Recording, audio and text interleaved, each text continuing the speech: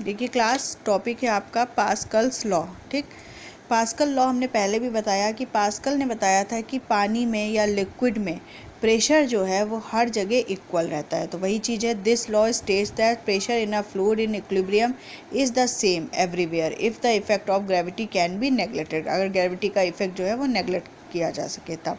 ठीक, ये टॉपिक बहुत इंपॉर्टेंट है पास्कल लॉ और इसकी एप्लीकेशन। ठीक, अब इसको प्रूफ देखते हैं हम पास्कल लॉ का। प्रूफ के लिए हमने क्या किया, एक बीकर लिया है, बीकर के अंदर एक कॉलम ले लिया है। ठीक, हमने कहा था कॉलम इक्विलिब्रियम तभी रहेगा जब दोनों तरफ से लगने वाला फोर्स जो है वो इक्वल होगा। तो इधर ये F1 फोर्स लग रहा है, इधर से F2। ठीक है, एक्शन रिएक्शन जैसे होता है ना, ये जितना ऊपर जाने की कोशिश करेगा पानी इसको उतना नीचे लाने की कोशिश करेगा। तो F1 इधर और F2 इधर। ठीक, अब the liquid is in equilibrium the sum of all forces acting on the cylinder must be 0। और इसको जो है इक्विलिब्रियम में रहने के लिए इस पर लगने वाले सारे फोर्स जो हैं वो इक्वल होंगे। तो हम लिखेंगे F1 इक्वल टू F2। अब आपको पता है प्रेशर इक्वल टू क्या होता है, फोर्स अपॉन एरिया।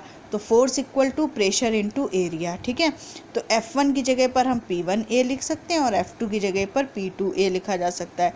ठीक है, अब वैल्यू रख देंगे, F1 की जगह पर P1A, F2 की जगह पर P2A।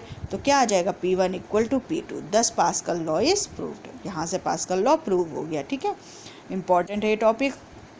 अब केवल अगर पास्कल लॉ प्रूव करने को आता है तो आप केवल यहीं तक करोगे। ठीक, लेकिन अगर उसकी एप्लीकेशन आती है तो आप हाइड्रोलिक लिफ्ट भी करोगे।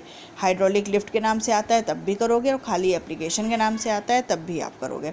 हाइड्रोलिक लिफ्ट क्या है, it is use to lift heavy loads such as cars at service station when a small force is applied over a piston of a small area, then due to transmission of pressure a large force appears over a piston। मतलब ये एक lift होती है जो heavy cars को उठाने में use की जाती है सर्विस स्टेशन वगैरह पे।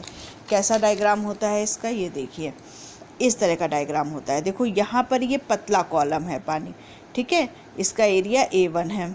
ओके, यहाँ से ये पानी का पाइप जुड़ा है और ये थोड़ा सा चौड़ा एरिया हो गया A2। ठीक, इस पर हम F1 फोर्स लगाते हैं, ये पिस्टन बना हुआ है। ठीक है, पिस्टन को हम दबाते हैं यहाँ से, F1 फोर्स लगा के पिस्टन को हम दबाएंगे यहाँ से। जब हम दबाएंगे तो ये प्रेशर यहाँ से जाएगा और इधर, अब यहाँ एरिया बढ़ गया है। ठीक है, और प्रेशर भी है यहाँ का, तो ये F2 फोर्स से इसको लोड को ऊपर उठा देगा। ठीक है, क्योंकि प्रेशर इक्वल टू होता है फोर्स अपॉन एरिया। अगर एरिया कम तो प्रेशर ज़्यादा, एरिया ज़्यादा तो प्रेशर कम। ठीक, तो यहाँ पर क्या है, एरिया कम है तो प्रेशर पानी का ज़्यादा लगेगा और वो प्रेशर यहाँ पर जाकर उस बॉडी को उठा देगा। ओके, अब देखिए, suppose a force F1 is applied on the piston of small area A1 then the pressure exerted over the liquid is. अब यहाँ से जो हम प्रेशर लगाएंगे वो प्रेशर कितना होगा, force upon area F1 upon A1।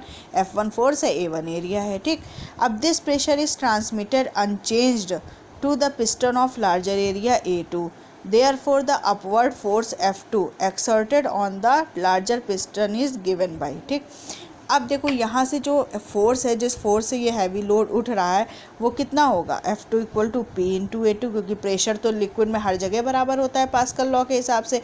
तो यहाँ पर भी जो है वो प्रेशर कितना होगा, प्रेशर होगा हमारा F2 upon A2।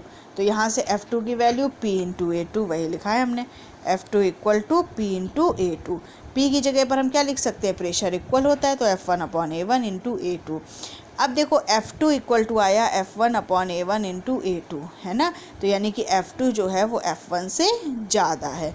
Since A2 is greater than A1 therefore F2 is greater than F1। दस a heavy load placed on the larger piston is lifted up. Okay, ये हो गई आपकी हाइड्रोलिक लिफ्ट।